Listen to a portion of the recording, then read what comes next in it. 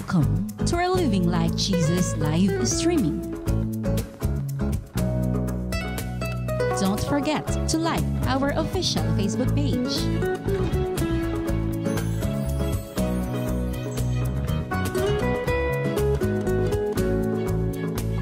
Follow our Instagram and Twitter accounts.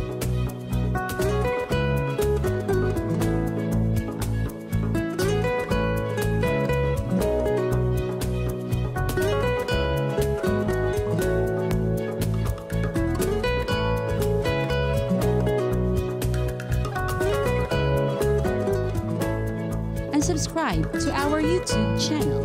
Just open your YouTube app and search for Jesus is Our Shield Worldwide Ministries, or simply in the search bar, just type youtube.com/Jesus is Our Shield Worldwide Ministries. Click the subscribe button now and be updated with the latest Living Like Jesus preachings of the man of God, Apostle Renato D. Carrillo, and also the ministry's events.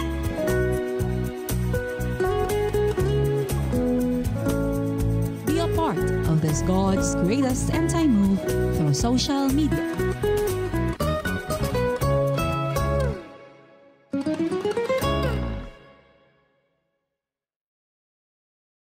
Watch tonight's program and be blessed beyond measure. Anong sabi ni Paul? Believe in the Lord Jesus Christ. You and your family shall be saved. Tumanggap po ba yung jailer kay Jesus? Yes. Ang buong pamilya tumanggap? Yes. Meaning to say, sila po yung na-save. Tama po ba yun? Ano po ang nangyari rito sa salvation na ganap sa kanila? The moment they believe in Jesus, yung allegiance nila, wala na kay Caesar. Napunta na sa Panginoong Jesus. Yung worship, wala na kay Caesar. Napunta na kay Jesus. Yung love, wala na kay Caesar, napunta na kay Jesus. At kung malalaman ng emperor yan, it is punishable by death. Pero sa kanila, it makes no sense. They love Jesus more than the emperor. And they love Jesus more than their own life. I pray, in this end time, ganyang Kristyanismo ang makita nating lahat. Go into all the world and preach the gospel to all creation, and those who believe will be baptized, and this sign, the work of God, the wonders of God, the power of God will accompany those who believe.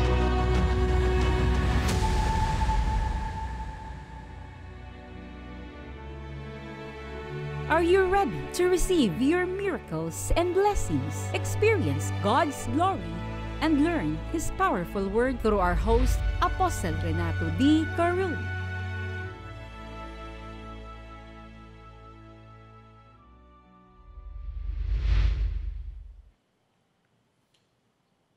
Meron isang striking truth dito na matagal ko lang nabasa at naituro. But the beauty of reading the scriptures and the rema and the revelation of God again and again, hindi lang siya nagiging buhay sa iyo. And God add more a revelation to the former revelation you have received from Him.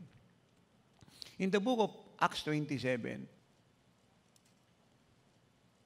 Apostle Paul declared this. And I pray na insert ito ng Lord in script sa inyong buong katauhan. Ito po yung journey nila na kung saan ay nasagupa nilang malakas na storm, tinapon na po yung mga gamit sa dagat, wasak na po ang ship. Marami po ay nag-force pass, and one of them is Apostle Paul. But what's his statement? Acts 27 to 21. Verse 21. But after long abstinence from food, then Paul stood in the midst of them and said, Men, you should have listened to me and not have sailed from Crete and incurred this disaster and loss. Now watch this, verse 22. And now I urge you to take heart, For there will be no loss of life among you, but only of the sheep. And this is the reason why. Listen. Verse 23. For there stood by me this night an angel of the God to whom I belong. For there stood by me this night an angel of the God to whom I belong, whom I serve. What a faith. What a union with Christ. What a living faith to His Master. Immovable po siya. Because he belonged to Christ. That is the reason he served Christ. His whole being is for Christ, and Christ's full life belongs to Him. They become one. Saying, do not be afraid, Paul. You must be brought before Caesar, and indeed God has granted you all those who shall. You all those who sail with you. Listen to this. Verse 25. Therefore take heart, men, for I believe. For I believe God, that it will be just as it was told to me. To the God to whom I belong and whom I serve, whom I believe, at kung anong sinabi niya sa akin, eksakto, yun ang magaganap. Marami nagtatanong, napakaganda ng story ni Apostle Paul. Sana maging ganun ako. Actually, yan ang desire ng Diyos at yun yung prayer ng apostol, imitate me as I imitate Christ. Ang secret dyan, isa lang naman eh. Ano yan, tatay? Live for Christ. Live for Christ. Kaya yung natanim sa puso ko nung early years ko, kaya kahit anong gawin ni nanay, hindi ako matinag eh. Because I decided to live for Christ. Of course, I love nanay. Binigay siya ng Lord sa akin, yung aming mga anak. That I live for Christ. And I want all of them to join me in living for Christ. At yun na rin kung bakit hindi ako nababalam sa ginagawa ko at naaabala ng mga pakiramdam na may bahay ko at iyak ng mga anak ko. Even though I love them, I understand them.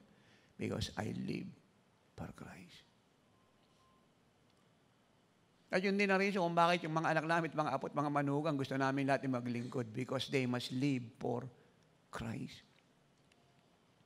At kahit ayaw nila ng mga bata pa sila mula kay John, kay Rapet, kay Rachel, hindi kami tumitigil na sila po'y motivate na maglingkod sa Diyos because they must live for Christ. You know why? Ano man pong buhay na hindi mo gagamitin para ikaw buhay kay Kristo ay masasayang na buhay.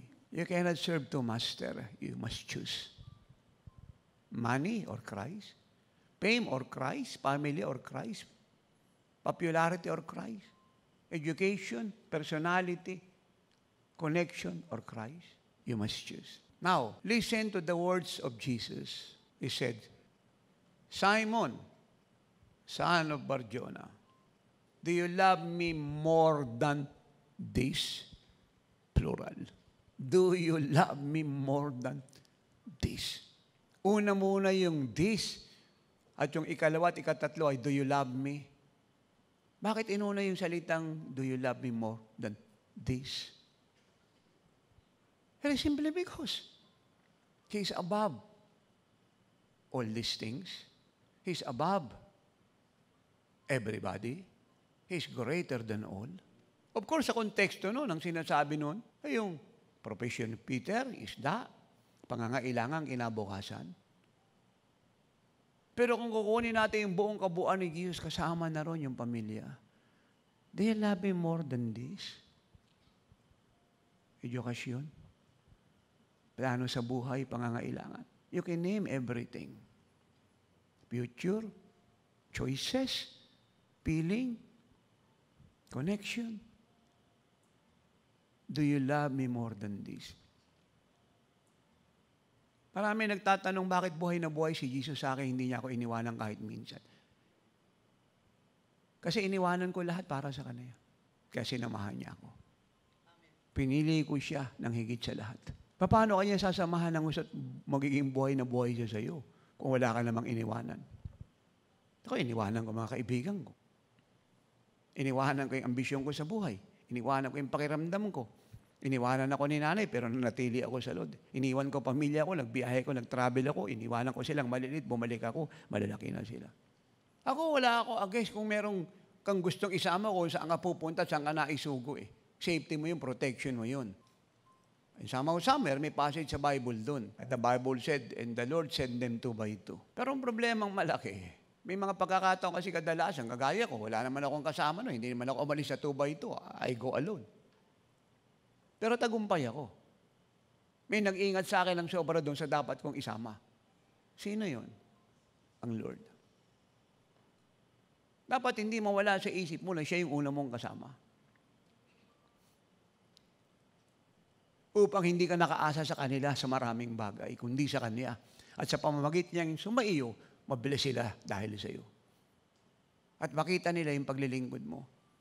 At kahit wala ka na, kagaya ni Paul, iniwan ka Titus dyan sa Crete, o iniwan ka dyan Timothy sa Epheso, hindi ko na yung nakita mo sa tatay mo, gagawin mo.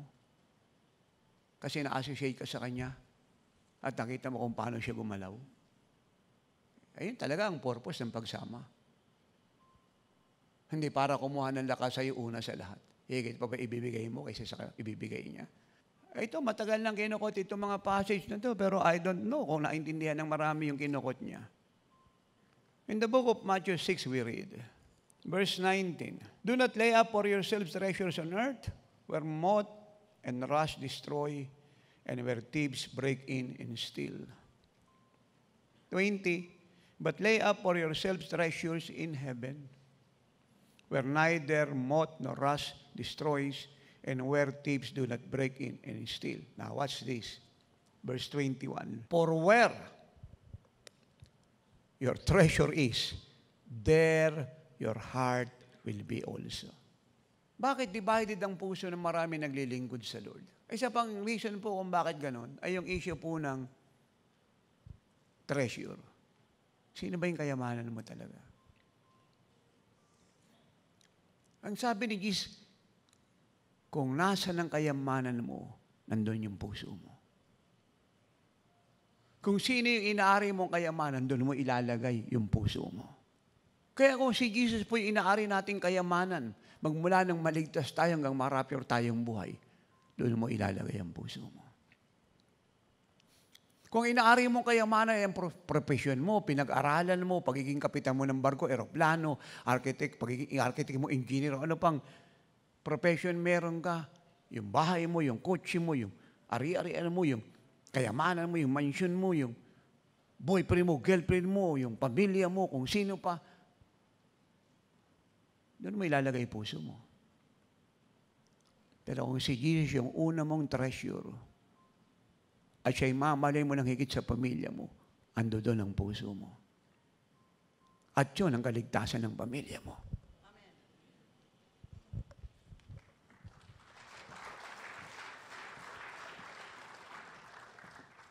Verse 24, no one can serve 2 masters, for either he will hate the one and love the other.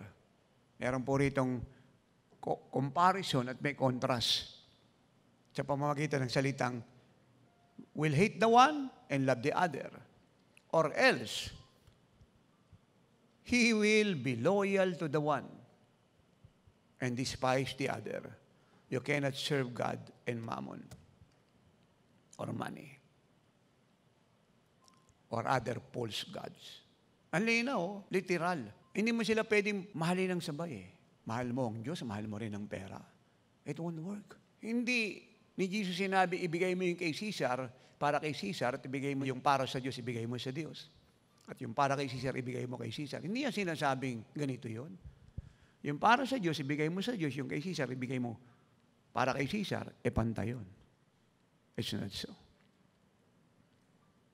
Even though kiniklaim ng mga Caesars na sila po'y deity. But Jesus said, no, I am deity. You are false. Hindi yun ang ibig sabihin, ibigay mo sa Diyos yung para sa Diyos, ibigay mo kay Caesar yung para kay Caesar. Hindi siya parehas. At kung ito yung Diyos-Diyosan mo at sinasamba mo, at dahil nakilala mo ko, ngayon yung pag-ibig mo pupunta na sa akin at pagkapuot dito kasi fake to eh. Yun yung ibig niyang sabihin. Yung salitang, you will hate the other and love the other. You cannot do it both. Hindi po pwedeng mamahalin mo ang Lord at mamahalin mo yung sarili mo, pantay kayo. Hindi siya nag-workout. Yan yung problema ng mga teaching sa Amerika. Love yourself. For what reason? For yourself? Love yourself for your wife, your husband, your family. It's wrong. Hindi yun ang teaching ni Jesus. Perverted yun. Eh kung magkaganon, bakit niya pa pinapadinay yung sarili mo? Wala nang denial of self. Wala nang death to self. Wala nang death to your will. Wala nang crucified life. Just simply love yourself and do everything you want to glorify yourself and to make yourself happy. Hindi ang ibig niyang sabihin. No one can serve two masters. Do you hear that? Hindi mo pwedeng paglingkuran yung dalawang Panginoon, isa lang. Pipili ka. Hindi nyo napansin yung mga ayaw maglingkod sa Lord na tinawag dahil sa takot sa mga magulang. Sino pinaglingkuran? Magulang. Ako, hindi po ako nagtuturong lumaban sa magulang, sumaway. Ang turo po namin ni nanay mula sa teaching ng Diyos, mahalin ng mga magulang, irespeto, igalang. Sundin. Pero pagdating sa Diyos, ibang usapan po ito. Una palagi ang Diyos. Hindi siya pwedeng alternative. At marami po tinawag ng Diyos, ayaw ng mga magulang, sinunod yung mga magulang. So they serve their parents and they hate God. Yan ang ibig sabihin dito. They love their parents and they hate God. Hindi ako may sabi nun. Si Jesus. You cannot love the same. You have to choose who is the higher and who is the lesser. At pag sinabi ng mga magulang natin, kamag-anak, asawa, anak, ako paglingkuran mo. God said, huwag kang mag-pray na ialis kita sa persecution. Huwag kang mag-ayuno. At huwag mo akong tanungin kung anong gagawin mo. Malinaw ang utos ko. You shall love the Lord your God with all your heart, with all your soul, with all your mind, and with all your strength. You must choose whom you will serve. You must choose whom you will obey. You must choose whom you will live for. You must choose. Alam to ng mga Israelita eh. Kasi paglabas nila ng Egypt, malinaw na yung utos ng Diyos eh. Huwag kayong makakaroon ng ibang Diyos o Diyos-Diyos ang sasambahin. Malinaw sa kanila yon. At ang dahilan, malinaw din. Exodus 14:34, because I am a jealous God. Grabe po yung pagkasiloso niya. Grabe yung paninibugho niya pag minahal natin ng higit ang ating mahal sa buhay o sino pa ng higit sa kanya. Grabe. Napupuot ang Diyos sa ganong klaseng pasya. Alam niyo kung anong tawag doon? Hindi ito na ituro ng marami. Idolatry. Yan yung unang utos eh. Huwag kayong magkakaroon ng ibang Diyos-Diyos ang sasambahin o gagawa ng anumang larawan sa langit, sa lupa o anumang ano yun. Yun yung unang utos. Sa English, that is the first commandment. Kaya pag nagmahal tayo sa sino man ang higit sa Diyos, yun po ay nag-iimbita ng galit ng Diyos. Anong klaseng kasalanan yung tatay apostol? Sin of idolatry. Hindi tatay mo't nanay ang magpapakasal sa iyo ako. Ay kung meron man ako inalaw na mag-asawa, mga anak kong lalaki at babae, temporal lang yan. Pero yung eternal wedding at kasalang magaganap is between me and you. Nandiyan na reason kung bakit sa langit wala ng marriage. At ang purpose ng marriage sa lupa isa lang. Hindi para i-enjoy yung pleasure ng laman. Hindi para may makargang anak. Hindi po masama yan. Hindi para maalis yung kalungkutan ng sino man at magkaroon siya ng proteksyon saan man siya pumunta kasi baka matukso siya kasi wala siyang asawa. No. Kung bakit tinakda na yung siyang pag-aasawa sa isang maninong na dahilan na higit siya naintindihan ng mundo, to glorify God. And to serve God as a family. To live for Christ. At pag hinihingi ng sitwasyon, kagaya na naganap si early church, ang buong pamilya ay minasaker ng mga Caesars, pinakain sa leon, it is an honor to live for Christ and to die for Christ is again. Pag pinag-aralan niyo po ang communism sa Europe, yung mga nagtayo po ng communism sa Europe, sila Karl Marx, sila Joseph Stalin, saan po nakakuha ng idea ang mga yan? Sa Bible. One of them read the Bible and even become a Christian for a period of time. Sino po yung nag-challenge sa kanila? Yung teaching ni Jesus? Ikalawa, yung buhay ng mga apostle, yung loyalty nila kay Jesus. Na itong mga apostol na ito is willing to die for Jesus at any cost, anytime, anywhere. Whatever death it is, they cannot choose. At nakita nila yung commitment ng mga apostle, how they Christianized the known world before. And they adapt that, and they communize Europe. Nag-house to house sa mga apostle noon, Acts 20:20, Acts 5:41-42. Anong ginawa ng mga komunistang ito? Nag-house to house. Ano dala? Brochure about communism. Bawat bahay sa Europe, brochure. Ganun time na yun, walang mabasa ang mga European. And they become communist. At doon nag-expand ang communism. At doon nagkaroon ng lakas ang former USSR at ngayon ay Russian Federation. Na mahigit kalahati ng Europe ay naging alay niya. At hindi lang alay, naging USSR nation. Kaya gulat sila na kahit pinatay ang mga apostol, ang mga pamilya nila, pinakain sa leon, sa Rome Coliseum. Tuloy ang faith nila. Walang nagmakawa, walang nakiusap, walang nataranta, walang nag-backslide, at walang naging ignorante. Lahat ay tumuloy. It shocked them. And they adapt that. So ano ngayon ang lumabas nilang doctrine? You must die for Stalin. You must die for Karl Marx. You must die for Hitler because they die for Jesus. Are you with me? Ang hindi naintindihan itong mga leader na ito, na kumopya doon sa ehemplo ng mga apostol, ay ang truth na ito. Bago nagpakamatay ang mga apostol kay Jesus, at ang mga pamilya nila ay nagpakamatay para kay Jesus, sapagkat si Jesus ay nagpakamatay muna para sa kanilang lahat.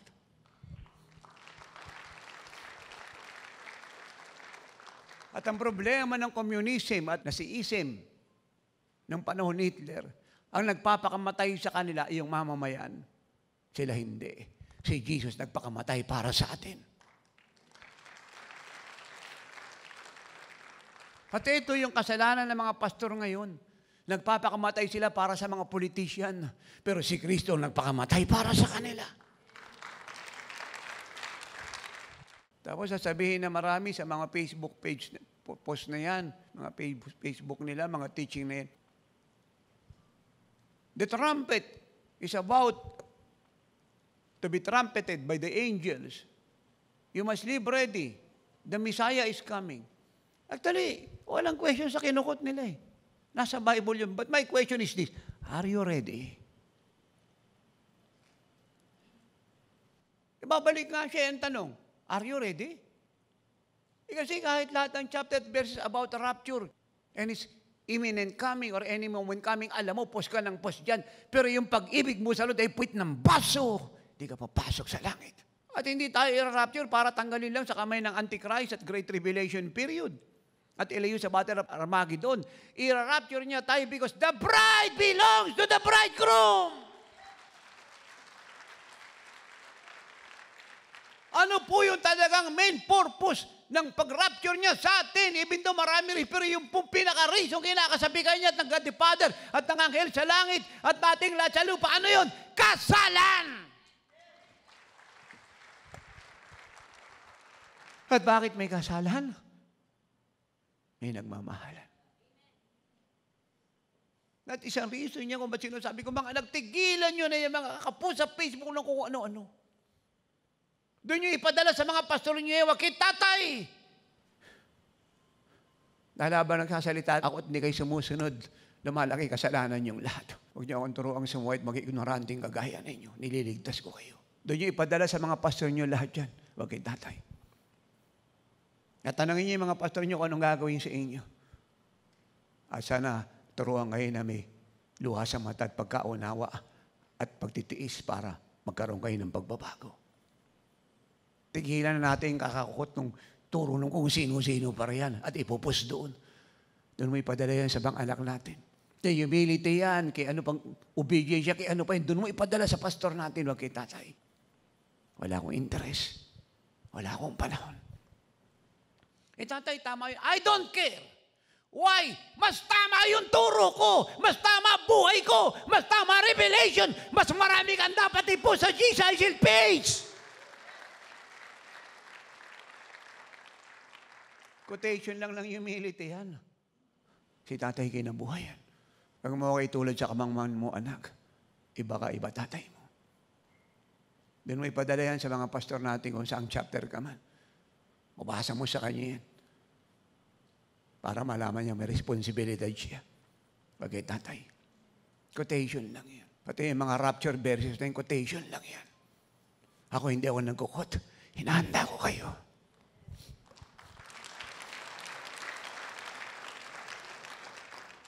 Piniprepare ko kayo. Ay, yung deception dun eh. Or not.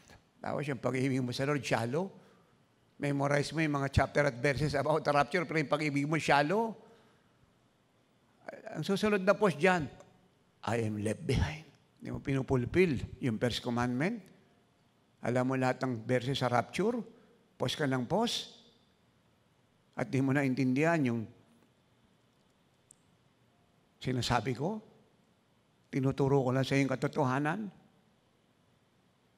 Ito kasi ang truth eh.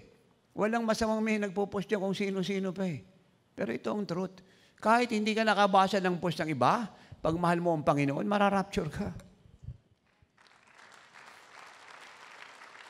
Kaya lahat yan, basahin mo yan. Kopyahin mo sa Amerikano, kung kanino pa yan, kung sino pa yan, saan pa yan.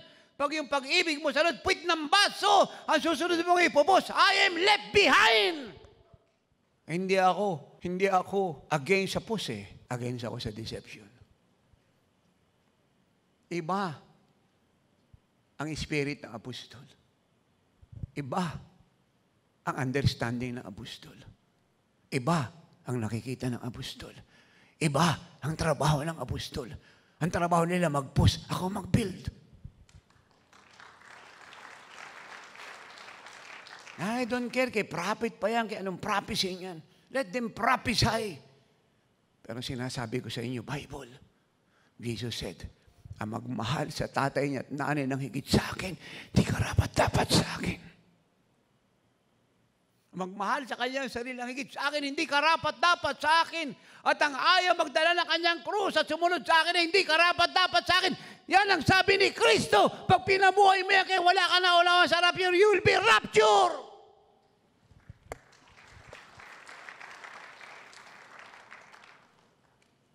Kaya pang dapat harapin ng church ngayon yung issue, para kanino ka ba nabubuhay?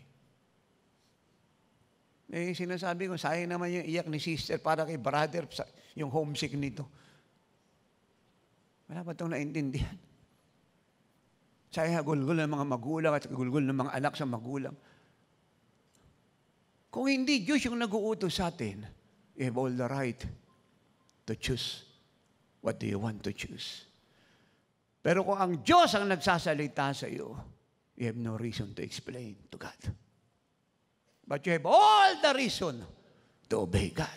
Then how dare you, sasabihin mo sa akin, you are a prominent bishop, that your prophecy is accurate. I don't care kaya lahat ng prophecy may accurate. Pero ang sabi ni Jesus, you shall love the Lord your God. It's not about prophecy.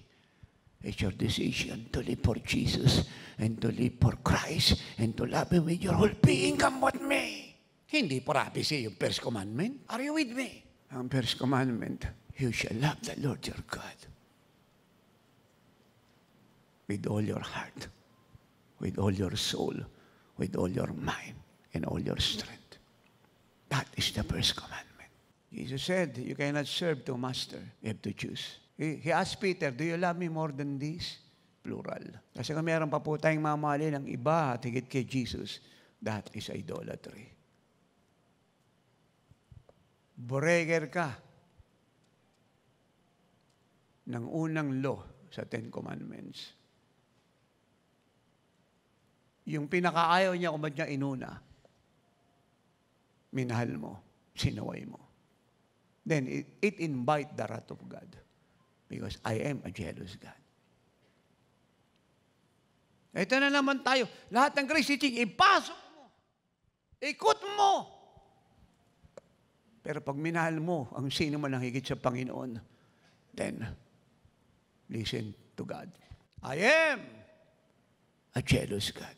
Hindi prophecy ang first commandment, neither grace teaching or even faith.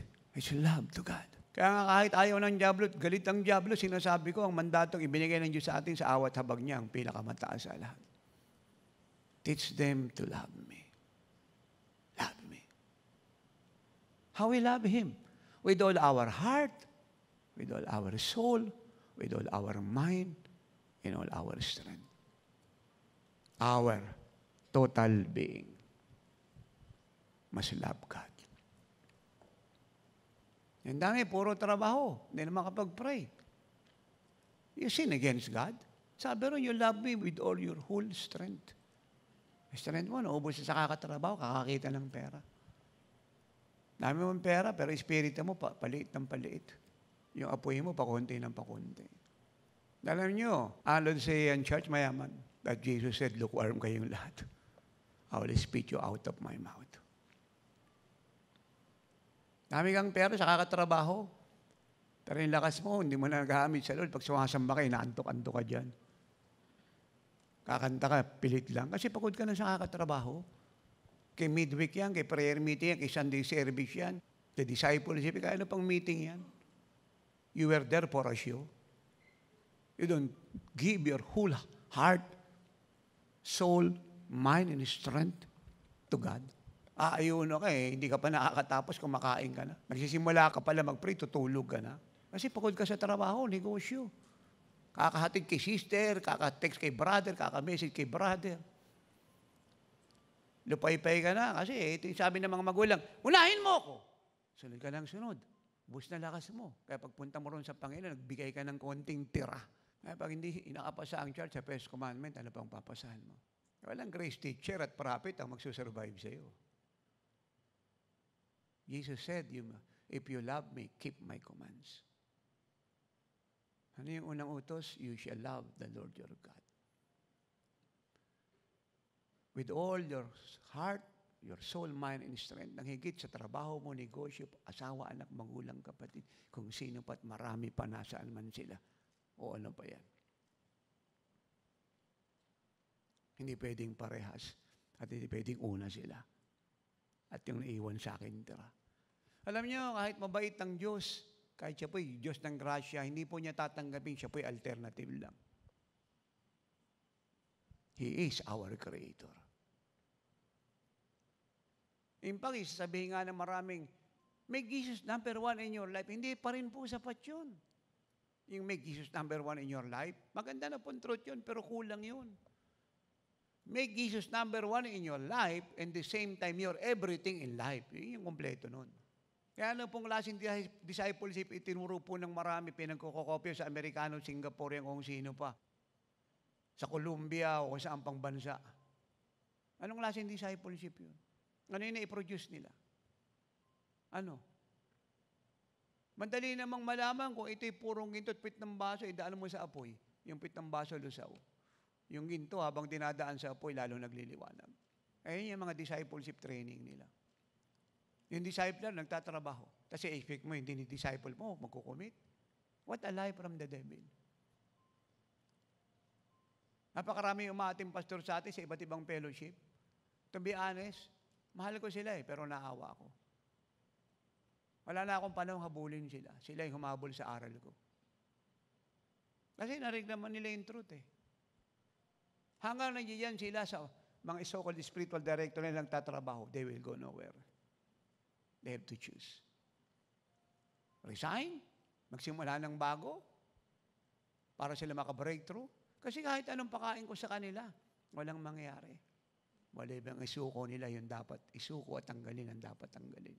Mahal ko sila pero hindi ko na sila hinahanap. Hindi ako naghahanap na naglalaro. Jesus said, wag mo ibigay yung perla sa baboy. Akala niya kangkong yan. Kayamanan yan. Kaya taga-bundok, pupuntahan ko. Basta ginto ito. Kaya siya na lang, nag-iisang tao sa bukid at baryo at isla. Paggugugulan ko siya ng panahon, baka doon pa ako tumira para sa kanya. Kung siya magpapasya, maging kagaya ng Lord. Pero nga, pastor, ng mga shallow, sa dami na narinig, puro pakiramdam. Facebook na lang ako. Ano yun? Hindi nakuha ni Elijah yung anointing ni Elijah kung puro siya Facebook. Ang pwede lang manood sa Facebook, yung malalayo sa lugar ng gawain at mga baldado. Pero kung buo yung paan ng pastor at bishop, puro ka Facebook, nandiyan ka lang sa NCR, you are fooling yourself. Wala kang pinakikitang desire. Anong klaseng theology yung dala mo? Comfortable theology. I want to experience God in the comfort of my house. Hindi ibinigay yung Facebook para ipagpalit sa personal na pag-attend. Walang kapalit ang personal na pag-attend. May Facebook o wala. Ang pwede mag-Facebook, malalayo. Mag-Zoom, mag-Facebook. Pero kung po pwede kang umattend, nandiyan ka lang, mas priority mong umattend in person. At ipagpatuloy yung narinig mo sa Facebook pag-uwi mo. Kaya ngayon, hindi ganun na nangyari. Tapos, puro discipleship teaching to. Okay na rin sa mga bishop at pastor, kahit di umating kongregasyon, kasi nga may Facebook naman eh. Is that okay? Asa expression ng love mo, yung faith, yung determination mo, yung responsibility mo. Hindi naman nila na-possess yung promise lang kasi hinatid ni Jesus yung promise land sa kanila eh. Nagpunta sila ron at pinalayas yung mga inhabitant ng promise land. Kaya yung problema ng grace teaching eh, nag-aantay ka na lang palagi riyan, wala ka nang ginagawa eh. Yun din yung problema ng prosperity teaching, antay ka na lang ng antay, wala kang ginagawa. Eh, totoo kung bakit bumabagyot, lumilindol, bumabaha ng pagpapala rito. Kasi sumunod muna tayo, kaya lumindol, kaya bumagyo, kaya bumaha. Pero, sabihin mo sa akin na nakaupo lang sa bahay yung tinuruan ng mali ng prosperity teacher at ng grace teacher, na hindi nagbibigay ng tithe offering, hindi nagbibigay sa TV, humihingi ng porsyento, purihin ng Panginoon, hindi nagbibigay. Tapos uulan at babagyo ng pagpapala sa kanya. Hindi ko nabasa sa Bible ngayon. Walang dadating sa kanya. Kung meron man siguro, bagyo ng hatol, hindi ng biyaya. Kasi one-sided ka eh. May responsibility ang Diyos magpala. May tungkulin ang lahat sumunod. Ay kung palagi ka na lang nasa bahay, hindi ka lumalabas, hindi ka sumusunod nun eh. Ang problema pa nito, kung inaanto ka habang nagpi-Facebook ka, walang magkukorek sa'yo. Hindi ako nagpapatawa. At kahit tumatayo ko rin, nagtitext ka, kumakain ka, walang sasaway sa'yo. At kahit hindi ka attentive, walang sasaway sa'yo. Kasi ikaw lang tao dyan eh. Inaantok-antok ka riyan, tulog-tulog ka, tapos meron ka ritong kinakain, habang nanonood ka, may coca pa riyan, kaya ka high blood eh. Walang sasaway sa'yo. Kaya hindi mo tinapon siya, walang sasaway sa'yo. Are you with me? Sa live services, hindi pwede yan. Sasawayin ka ng Diyos. Mahihiya ka. May gigising sa'yo. Kaya ang Facebook, okay yan sa malalayo. Hindi pwedeng dumalo. Halimbawa, nasa Quezon City ka, hindi dito yung Central Church, magpi-Facebook ka lang, hindi ka pupunta rito. Mapagpala ka man siguro, yung grasya, maliit. At pag nasanay ka dyan sa Facebook, isang araw pupunta ka na sa EDSA. Bakit? Kasi may rayuma ka na. Namamagana yung ganito mo. Yung mukha mo, namamagana. High blood ka na. Mataas yung blood sugar mo. Kasi ginawang batugan yung espiritu mo eh. Peter, do you love me more than this? Yan yung unang tanong, plural. It covers everything. This. Yung ikalawang tanong, do you love me? Ikatatlo, do you love me? Ang pinaka-importante kasi yung una eh. More than this. It covers everything. Nako, tinawag ako ng Lord, di man ko agad yung negosyo. Aming pera yan eh. Hindi ko na naisip yung luho ko sa buhay, yung kayabangan ko, yung connection ko, yung protection ko, yung isip ko laki yung buhay ko. Hindi sumagi sa isip ko yun. Hindi ko nga alam kung paano ako kakain eh. Basta ang alam ko, sabi niya, son, give me your life. Sabi ko ron sa mga kamag-anak ko, magpo-full time ako. Ha? Magpo-full time ako. Ayaw ko na magtrabaho. Nawat nila ako. Sino sa inyo niniwalang okay lang umawat ang nagmamahal sa atin? Pero walang problema sa kanilang umaawat kung hindi ka magpapaawat. At sino niniwalang kahit walang umaawat kung magpapaawat ka? Andun yung problema. Hindi ako nagsisi na maglingkod ako. Masaya ba yung unang istorya ng buhay ko? Ang daming pagsubok. Pagkain, yung luho ko tanggal, comfort ko tanggal, kaibigan ko tanggal lahat. Nagsisi ba ako? Hindi. Nalungkot ba ako? Hindi. Meron ba akong second thought na bumalik sa negosyo? Wala. At dadagdagan pa yun, ang sinanay dumating. At dinagdagan yung pagsubok. Nagsisi ko? Hindi. Nagbago ako? Hindi. Nalungkot ako? Hindi. Kasi ang simpleng katotohanan, pag minahal mo naman ng Diyos ng totoo, hindi naman kailangan magbago ka pa eh. Ito yung nangyayari sa marami, sabi ng pastor at bishop. Nagulat ako kay sister, kay brother. Bakit biglang nanlamig at nag-backlight? Mahal niya ng Diyos eh. Ha? Hindi ako mag-apologize ah. Ito yung mangmang sa katotohanan. Nakakapanghinayang. Committed yan eh. Tapos biglang nanlamig. Mahal niya ng Diyos. Mahal daw ang Diyos, biglang nanlamig. Committed daw yun, biglang nanlamig. Hindi niya maintindihan ba't nagkakaganong masakit ulo niya. Ito, totoo eh. Paano ito hindi man lalamig at paano ito hindi titigil? Sa simula pa, hindi naman ito totoong minahal ng Diyos eh.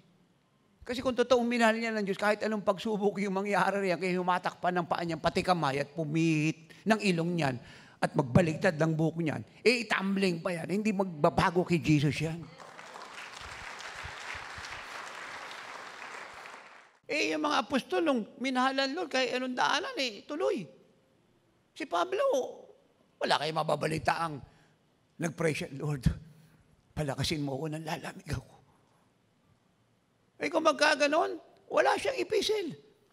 Sino sa inyo naniniwalang hindi pumapayag si Jesus na magsusulat ng salita niya ay malamig? Akong kausap dito.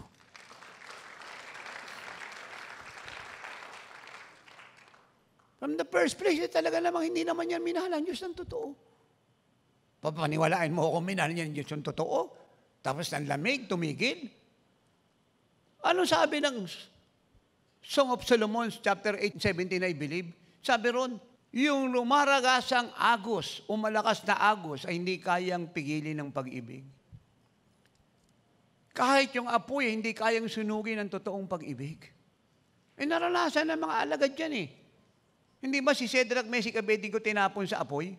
Hindi naman nalusaw pag-ibig nila eh. Hindi ba si Pedro, lumakad sa tubig yan? Hindi naman nakapigil yun sa pagkakahirang ng Lord sa kanya. And then Mark 4:35-41, yung bagyo kinalampag yung bangka nila sa dagat. Hindi naman nagbago ang pag-ibig ni Jesus agad, Father. No amount of rushing water, no amount of strong fire can stop or quench a true love. No one. Ngayon, Verse 7, Song of Solomon, chapter 8. Many waters cannot quench love, nor can the floods drown it. If a man would give for love all the wealth of his house, it would be utterly despised. Kung yun daw pong lahat ng kayamanan na meron ng isang tao, karangyaan, ay gagamitin niya para ang pag-ibig ng sino man ay alisin o bawasan o tanggalin, mapapahiya raw po siya. Ang totoong pag-ibig, hindi nabibili ng pera. Ang daming alok sa akin ng kayamanan. Daang-daang milyon. Wala akong panahon. Hindi nabibili ng pera yung pag-ibig kay Jesus. Hindi napipigil ang Lions din yung pag-ibig kay Jesus. Hindi napipigil ng bihiding yung pag-ibig kay Jesus. Nung mabalitaan ng early church na maraming pinugutan ng mga apostol, hindi naman sila nagtakbuhan at sipagtago eh. They rally to even die for Jesus. Question, ba't nagkaganon yung kongregasyon ng mga apostol? Yan yung Spirit ang namumuno eh. At hindi nakakapagtaka kung bakit mga kongregasyon tumatakbo. Kahit yung pagsubok ay kukunting dinadanas. Nagtanong pa kayo, ano bang buhay ng namumuno? Si Bishop, puro theology, wala sa truth eh. Wala naman itong pinaglaban eh. Wala naman itong binayaran. Hindi pa nga ito natidemanda, hindi pa ito natututuan ng baril sa ulo eh. Ewan ko, nakasakay na ito sa aeroplano magkakaras at barkong lulubog. Baka hindi ito nakabiyahing mag-isa. Siguro kung nakabiyahe ito, baka 1 oras lang. Pero sabihin mong taon, baka hindi siya nakaranas noon. At yung i-persecute ka ng buong body of Christ so-called, na genuine, baka hindi siya nakaranas. So, kasi kung nakaranas siya noon, baka nag-member na siya ron at nag-compromise. Kasi pressure yun. Kaya ang apostol, ang time nila, baliwala lahat yun. Basta si Jesus ang issue. Bibigay lang kami pag ang issue, hindi siya. Pero pag siya, kahit kamatayan niya, hindi kami bibigay. Ang totoo, kahit hindi ako dinilalod sa ganitong kalagayan, let me say this, with all humility and honesty, I have no regret serving Jesus. I will not retreat serving Jesus. I will not reserve anything for myself for the sake of myself and ignore Jesus. I am not interested from any reward that will come from any man or anybody. And I'm not bothered about my reputation, for Jesus is my reputation.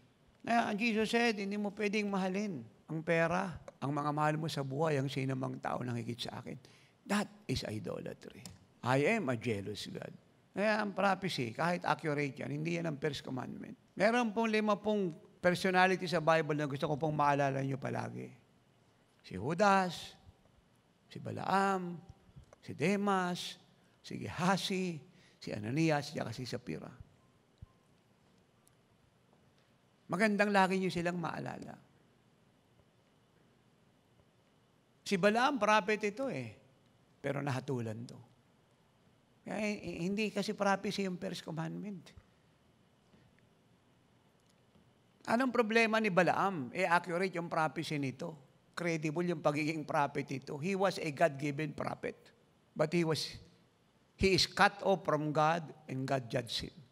And commanded Joshua to slaughter, not kill, slaughter Balaam. Mas mabigat po yung slaughter sa kill. Yung kill, binating sinaksa ka lang, patek, slaughter, talagang inislice ka nun. Pinakita yung galit kung bakit ka in-slaughter. Yung wrath.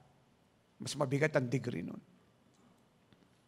Kasi, tama ang prophecy nito Ang problema, dalawa mahal nito, yung Diyos at yung pera ni Balak. Remember this person. Do not forget them.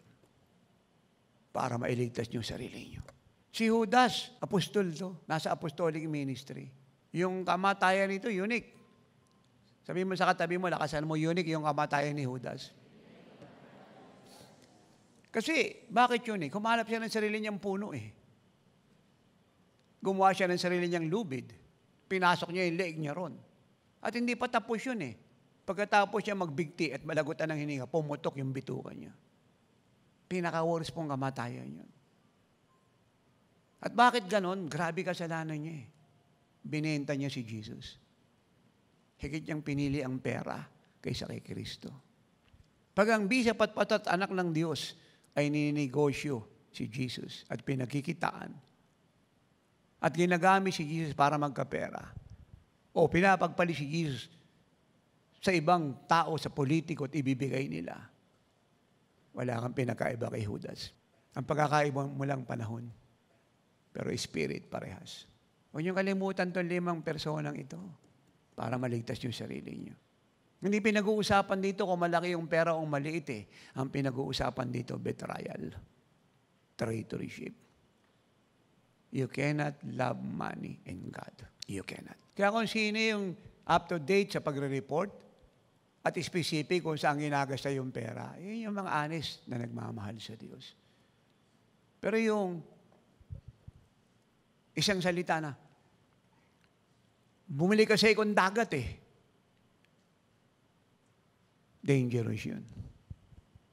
Walang honesty ron. Walang transparency ron.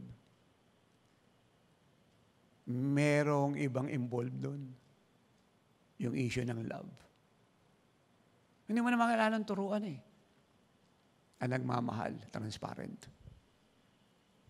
Ang sinamang may hidden agenda ay nagsisinungaling sa Diyos. Bakit ko binabroadcast sa inyo yung mga binibigay sa amin personal na mga blessing na yan? Wala naman kayong dahilan para malaman pa yan kasi sa amin naman binigay yan. Ba't ko binabroadcast? Transparent ako eh. Kailangan bang malaman niya ng mga bagong naglilingkod, ng kongregasyon, ng bagong atin dito? Hindi na eh. Pero sa mata ng Diyos, pinakikita ko, sincere ako. At gusto ko maging ehemplo sa inyong lahat. Akin naman yun eh. Binigay sa amin yun. Pero sabi ko kahapon, makikinabang nun, taga Marinduque. Ako sasabihin natin, ipagbili kayo, naging pera, sa gawain pa rin ng Diyos pupunta yun. Yun naman mga lupa na yan, bunga ng mga prayer ko yan eh. Kung bakit na-release yung mga hektarya na yan. Pagkakaiba lang naman yan, lupa binigay sa'yo. Mga pinag-pray mong negosyo, umunlad, kumita ng milyon, binigyan ka ng milyon. Love gift mo yun kasi kumita sila ng milyon-milyon. Ang pagkakaiba nito, hindi cash. Lot. Pero sa mata ng Diyos, blessing niya. Why should I say that? What is the reason? Yan yung transparent leadership. Amen. Yung iba, pag nagkasasakyan, tinatago. Kasi baka maakusahan siya. Hingi ka nang hingi ng offering yan. Tapos naka-BMW ka. Ako hindi ko tinatago. Sinasabi ko kung ano meron ako. Kasi hindi ko naman kinuha sa inyo yan eh.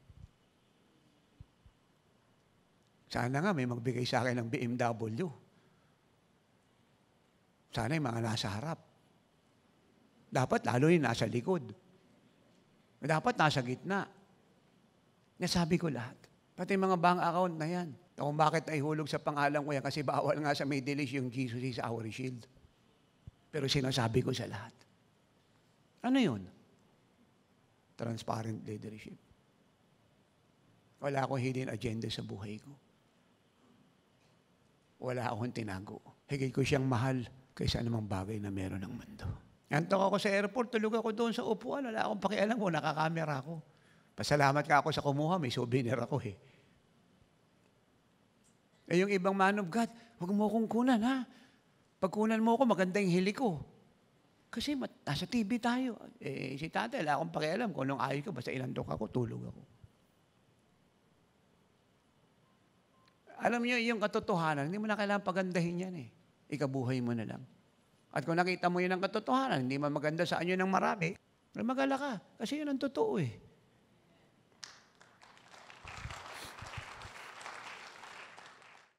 Lahat ng property ng ministry, binubroadcast ko.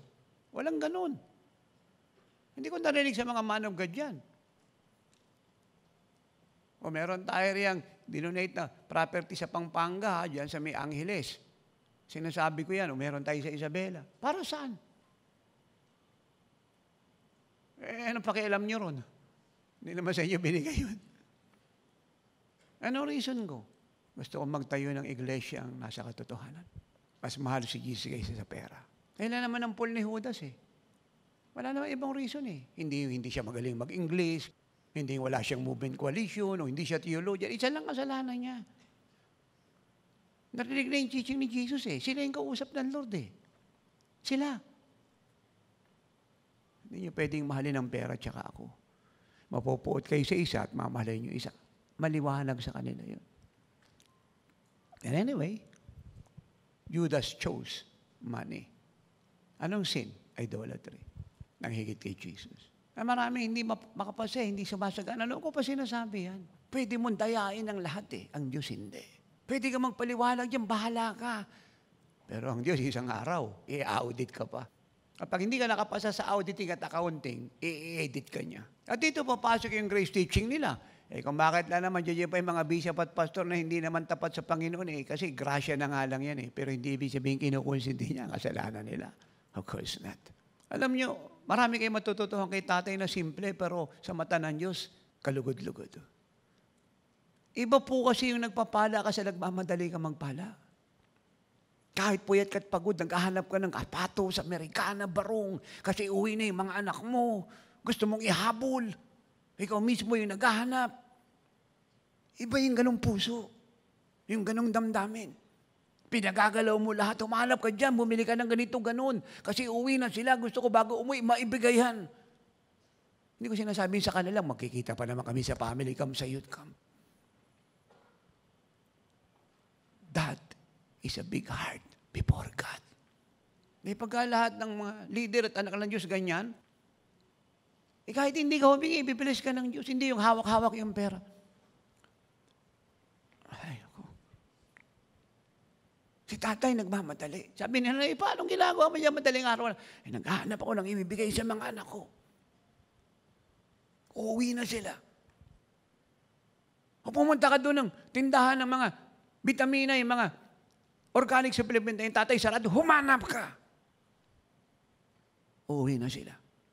Gumagawa ng paraan. Ako, hindi ako nagbibigay lang. Gumagawa ako ng paraan para makapagbigay. I beat the clock. Hindi nyo narinig si tatay na nagsabing, Lord, magkano yung gusto mong ibigay ko? Hindi nyo ako narinig na ganyan. Pero hindi masama yan. Ang reason kasi kung bakit hindi ko sinasabi, Lord, magkano yung gusto mong ibigay ko? Ba't ako mag-pray ng gano'n? Lahat nga ng aking kanya.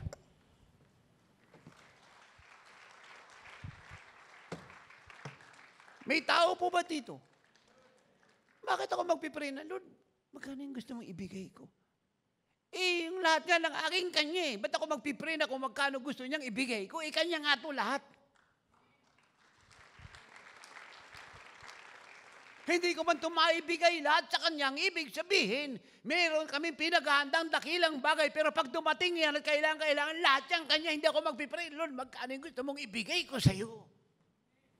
Pero hindi si nanay nagkasala ng manalangin siyang ganyan kasi gusto niya magbigay ng husto. Naramdaman niya kulang. At yun yung tinuturo ng Panginoon sa lahat. Kaya lahat ng naiwan ni nanay na dollar, inuhubos niya. Tagal na yung mga dollar, hindi ko alam kung kailan nagising yun kasi matagal na natulog yun eh. At di napalitan, ayun.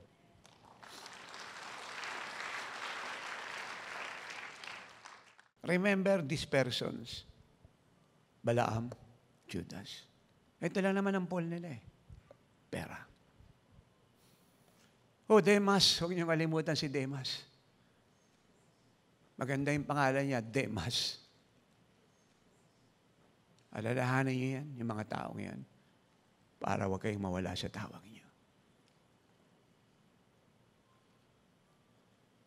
Ano yung problema ni Demas? Isa lang naman eh. Minahal niya ang mundo nang higit kay Kristo.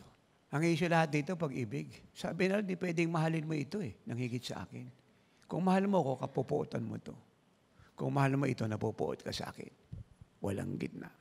Sino pa yung wag niyong kakalimutan? Yung mabait na mag-asawa, si Ernesia kasi si Sapphira, nagsinungaling.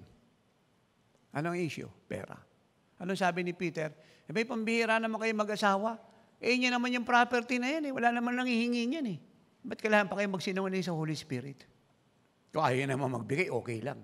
Tapos palalabasin yung binigay nyo lahat, pero marami naman kayong binulsa. Ang kasalanan nila, lying. They love money more than the truth. And who is the truth? Kaya rito sa ministry natin, pinagmamalaki ko ito. Alam, pinag-uusapan dito 20%, 30%. Ang sinasabi ko sa inyo, honesty. Kayo may hawak ng pera ng mga chapters. Kung kailangan talaga yan, sinasabi ko, gastahin nyo ng maayos. I-report nyo sa amin. Dapat ang gawain maganda sa bawat bayan. Ay kung hindi naman, huwag ka nang magtanggal dyan. Paggawa natin ng dwelling place, i-bayad sa TV at radio. So ganun lang yun. Hindi tayo kagaya ng ibang fellowship na masyadong shallow. Puro tayo rito dogmatic, puro tayo limitado sa ginagawa, puro tayo legalistic. Let us be led by God. According to the needs, let us work it out. Wala namang needs. Ano pang pinoproblema mo riyan? Kung meron, hindi sapat ang 20%. Let us know. We'll do better than that. Honesty. Siyempre, lahat ng sama sa anak. Matagal na tayo magkakasama, 10 taon mahigit na, 20 taon mahigit na, resolve na lahat yan. Alam niyo, ang binabautismuhan sa tubig, yung mainit. Pero yung babautismo mo sa tubig na malamig, mamatay sa ginawian. Kaya huwag ka magbabautismo ng malamig. Dapat mainit. Ang ibig sabihin committed.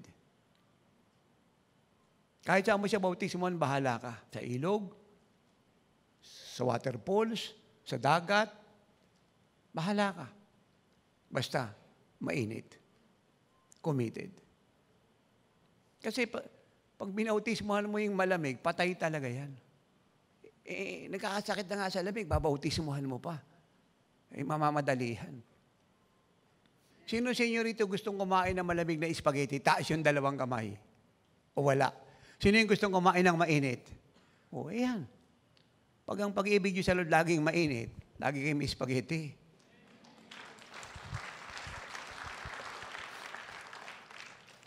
Huwag niyong kalimutan si Aeneas at si Sapphira. Maliligtas nyo yung sarili nyo at makakapaglingkod kayo ng totoo. Pera lang naman ang problema nitong dalawa eh. Pera. Alam niyo, wala silaw ako sa pera sa dami na nag-alok sa akin. Hanggang ngayon, marami nag-aalok eh. Tuloy ministry. Pero bilang na ang araw natin. Wala nang anointing. Hindi ko kayang isipin yun.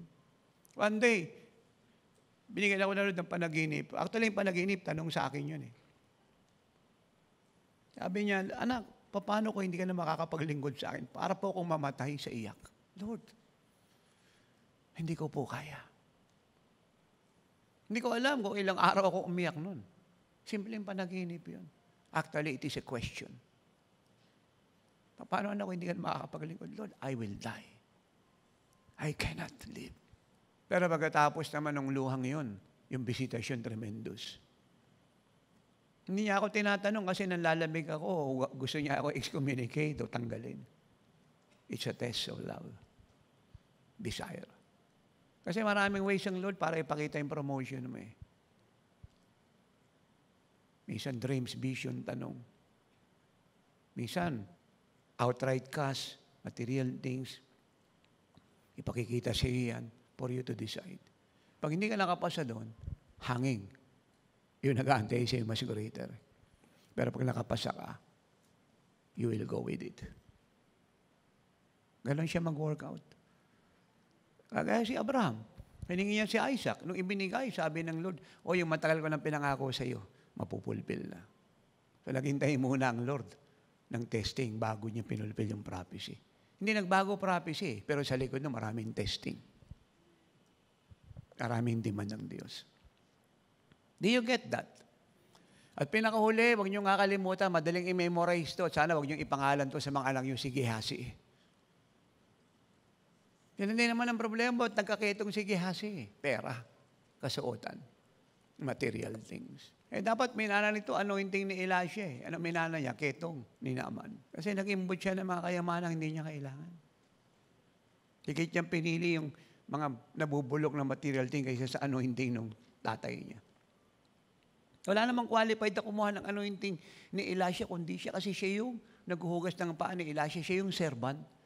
Ay kung bakit si Elisha yung qualified na kumuha ng anointing ng tatay niyang si Elijah, kasi siya yung naghuhugas ng paa ni Elijah for almost 13 years. Siya yung attendant. Siya yung taga-timpla ng kape. Siya yung taga-bitbit ng attache. Siya yung taga-bukas ng pinto. Siya yung taga-bitbit ng Amerikana. Kaya walang ibang qualified na kumuha kundi siya. Minis ni Gehazi yun. Dahil sakot ng isang Syrian general na ang pangalan ay Naaman. At ilang gintong nabubulok. O mga anak, huwag niyong kakalimutan itong mga taong to. Maliligtas niyo ang sarili niyo. At matatapos niyo ang kalooban ng Ama.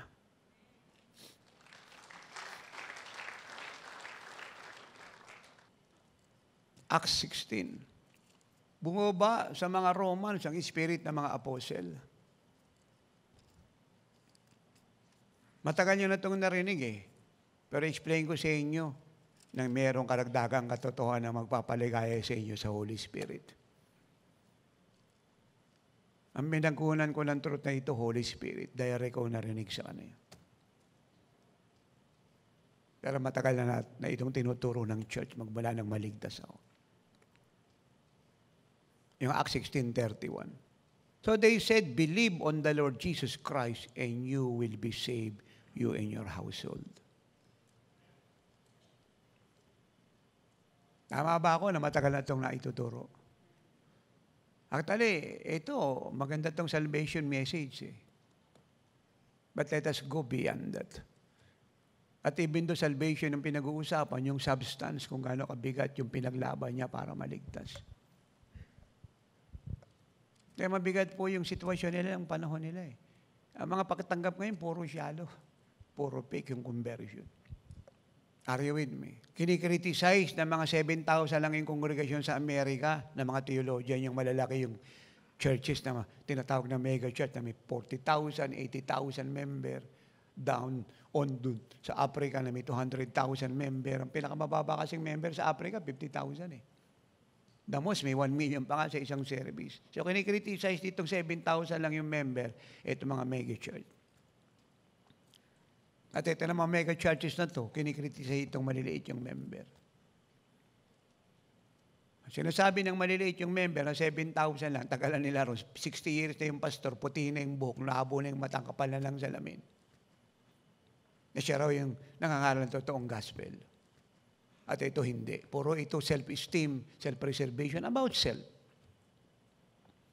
At ang kontensya naman ito, kung bakit dito dumadami, kasi fake naman yung theology nito. Yung turo nito mabigat, at walang compassion, kaya hindi nadadagdagan. Pero pag pinag-aralan natin yung conversion sa both side, parehas questionable. Papuntahin nila si Tatay Apostol sa kanila at makinig sila sa akin, malalaman natin ngayon kung sino sa kanila yung totoo, talagang na-convert. Yung mga member. Now, ano po ang punto ko? Mula verse 32 hanggang 34, ang sabi ng Bible, si Paul pumunta ng bahay ng jailer. Binautismuhan po sila sa pangalan ng Panginoong Hesus. Sabihin, pinatanggap kay Jesus. Pero ang baptism ay sa pangalan ng God the Father, God the Son, and God the Holy Spirit. Now, watch me. Ito po nagbabantay sa Philippian jail ay Romans. Roman army. Kung centurion ka, opisyal ka. Kung ikaw ay sundalo sa ilalim ng centurion, sundalo ka. Pero majority po ng lahat ay Roman citizen. At pag Roman citizen ka, isa lang ang ibig sabihin nun, si Caesar sa iyo ay Diyos. Ang loyalty mo na kay Caesar. Ang love mo. Alam kasi nila, to deny Caesar as God, it means death. Yun ang training nila. Hindi lang pag natakasan sila ng prisoner, it means death. Pero una sa lahat, may tumakas o wala, pag hindi mo dinideclare si Caesar na Diyos, and publicly, your allegiance to Him is questionable, it means death. Kapag dumaan ng emperor, dapat lahat lumuhod, lahat sumamba. At kung may pagkakataon, halik sa singsing. Yun po yun. Anong tawag doon? Human worship. Sagana ang Rome dyan. Lahat ang naging emperor, dinidiman yan. Kaya kung pupunta kayo ng church of Pergamos, ang sabi ron ng Lord, ando doon ang seat ni Satan. Wala naman ang seat ni Satan doon. Pero ang tanong, bakit sinabi ni Lord yun? Kasi lahat ng emperor na nabuhay, may tinayong templo sa Pergamos. At lahat na nagpupunta ron, na nung time pong yan ay nakongkir ng Rome ang known world, lalo na po yung mga Greek, yung mga nasa Turkey at ibang region, lahat pupunta ron. Hindi pwedeng pupunta ka ng Turkey, hindi ka sasamba sa rebulto ng emperor. Mula doon sa unang namatay hanggang doon sa buhay, lahat yan dapat luhuran mo. And not to do that is to die. Now watch this. Anong sabi ni Paul? Believe in the Lord Jesus Christ. You and your family shall be saved. Tumanggap po ba yung jailer kay Jesus? Yes. Ang buong pamilya tumanggap? Yes. Si meaning to sila po yung na-save. Tama po ba yun? Ano po ang nangyari rito sa salvation na ganap sa kanila? The moment they believe in Jesus, yung allegiance nila, wala na kay Caesar. Napunta na sa Panginoong Jesus. Yung worship, wala na kay Caesar. Napunta na kay Jesus. Yung love, wala na kay Caesar. Napunta na kay Jesus. At kung malalaman ng emperor yan, it is punishable by death. Pero sa kanila, it makes no sense. They love Jesus more than the emperor. And they love Jesus more than their own life. I pray In this end time, ganyang Kristyanismo ang makita nating lahat. Will you close your eyes and bow your head? No one moving, please.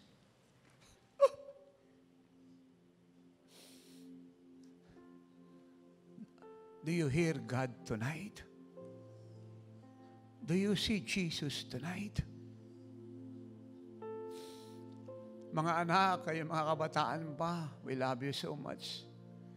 Kayong susunod na mga apostol, propeta, ebangelista, pastor at guro.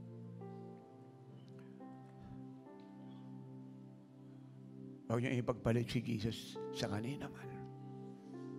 Ang pag-ibig niyo kay Jesus, ang proteksyon niyo sa lahat ng tukso. Sa lahat ng tukso. Concerning morality, loyalty, integrity,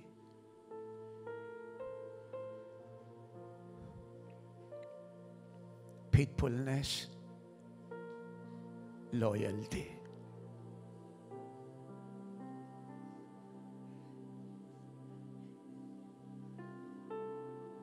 Totoo ang mandate.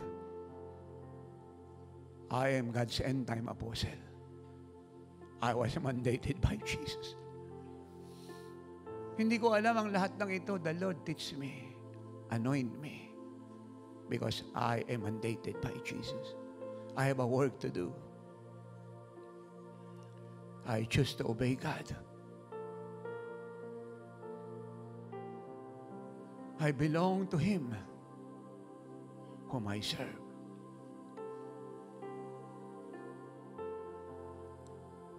Will you talk to your Father? Will you talk to your Savior?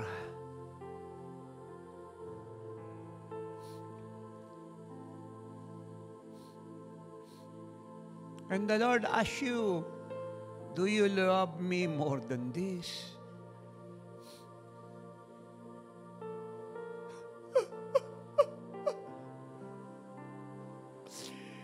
Do you love me more than this?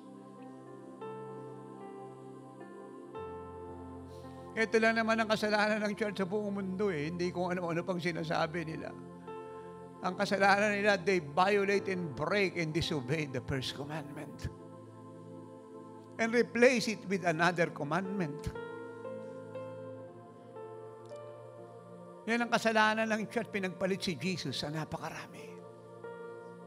Minahal si Jesus na mas mababa kaysa sa kanilang pamilya.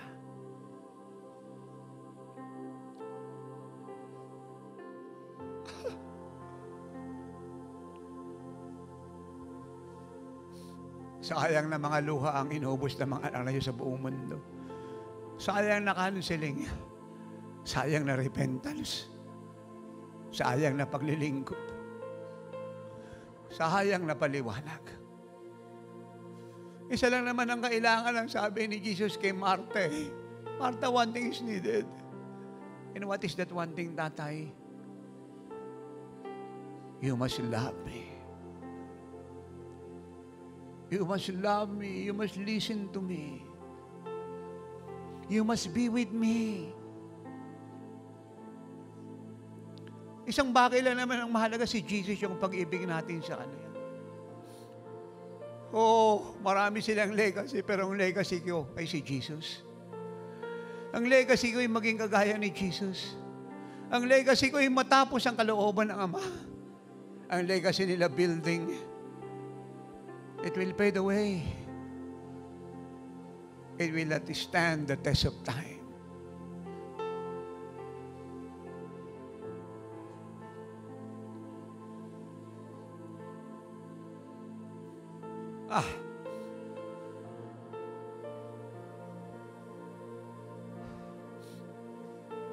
Masarap kasing makita ang sumasamba sa Diyos at nangunguna sa pagsambay, mahal ng Lord. Hindi yung kumakanta lang at nag-practice at maganda ang tinig eh. Ang talagang katangian niya ay mahal ang Diyos. Kasi pag mahal ang Lord, malinis buhay yan. Nananalangin yan, nag-aayuno yan, maingat yan, sumusunod yan. Ngayon din naman yung mga nag-o-organ, nagigitara, nagdadrum. Pag mahal niya ng Diyos, malinis ang buhay niya. Seryoso sa ginagawa yan. Nag-aayo na yan, nananalangin niya, mababang loob yan, sumusunod yan. Pagmahal ng Diyos, pagmahal ng mga pastor si Jesus, totoong nangangaral yan, nagtuturo yan. Naglilingkod talaga yan. Hindi nabibili ng pera yan eh.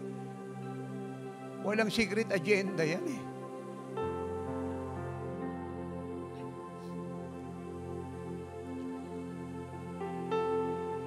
Paano nga alalago si pastor?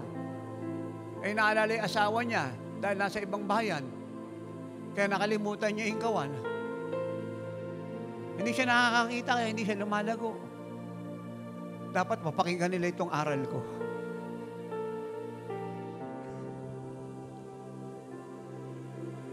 And the Lord asks you, do you love me more than this?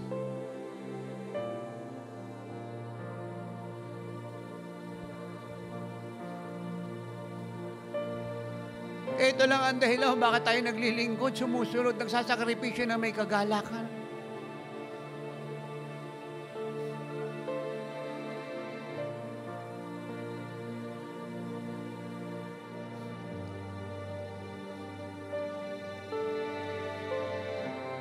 Wala yan kung nasa bundok ka, nasa baryo, nasa bukid ka, nasa isla ka, may kasama ka o wala eh. Nasa pag-ibig mo kay Jesus yan eh.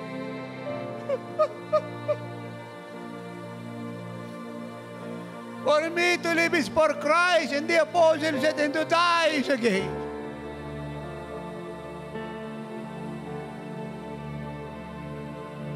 To die is again.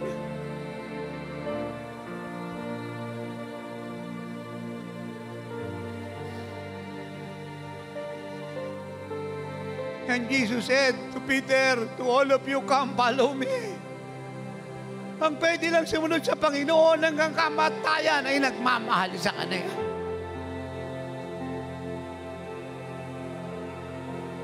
Ang willing lang magsakripisyo, mag-ayuno, magutom, manalangin ng mahaba, magbigay ng buong perspuro at sweldo ay nagmamahal sa Kanya. Ang willing lang ma-persecute, gustong iwanan siya at mag-iwan sa Kanya ay nagmamahal sa Kanya. Ang willing lang iwanan ang negosyo, ang trabaho, ang kabuhayan ay nagmamahal sa Kanya. Ang willing lang kalimutan, itakwil ang karangalan ng mundo, ang sistema ng mundo at ano pang bibigay ng mundo ay nagmamahal sa Kanya. Jesus asks you, do you love me more than this?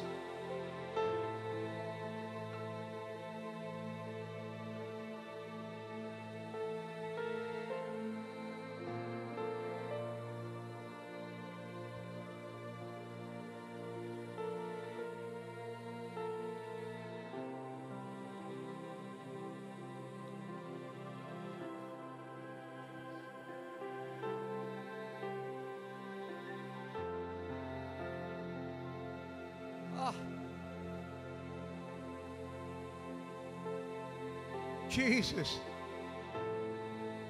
Jesus.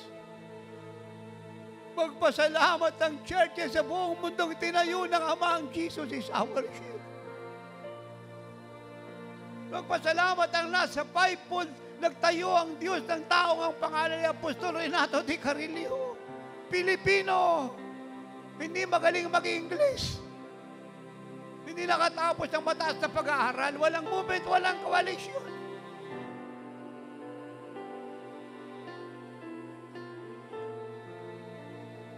Pero may pag-ibig sa Diyos na totoo. What a word! I belong to Him whom I serve.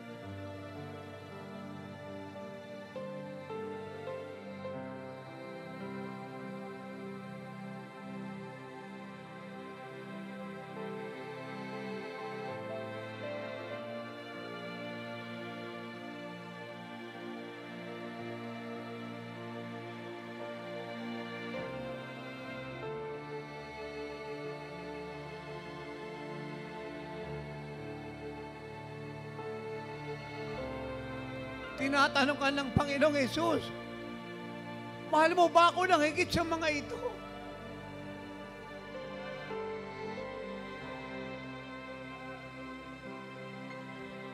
It covers everything.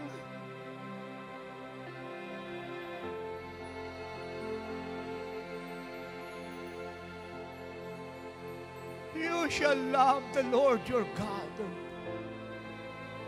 with all your heart, with all your soul, with all your mind and all your strength. This is the first commandment, and the commandment is greater than this.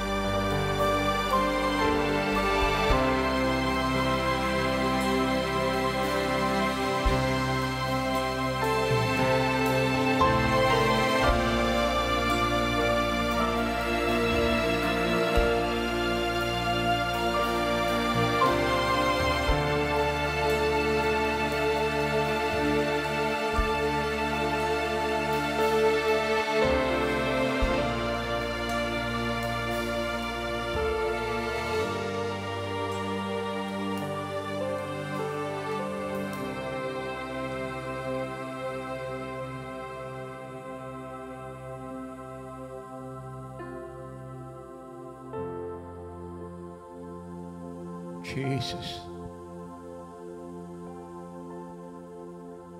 precious Jesus.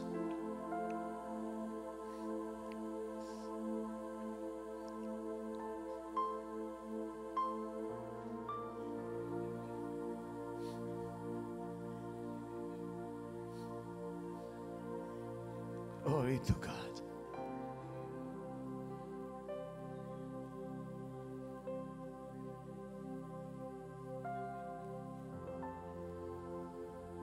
Glory to God. Glory to God.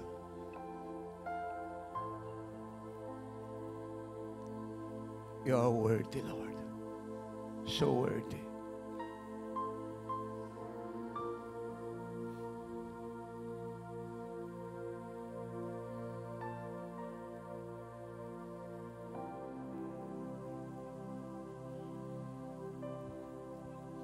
Jesus.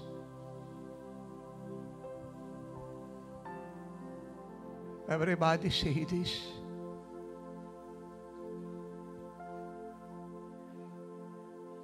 I will love the Lord my God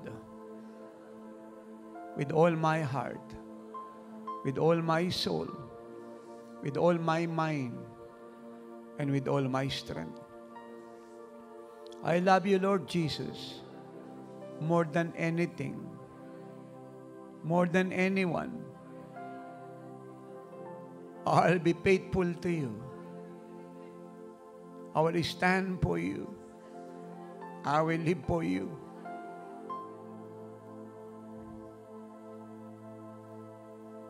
I love you, Lord. First of all, and above all, than anybody who they are, where they are. Lord Jesus, I love you more than this. Amen.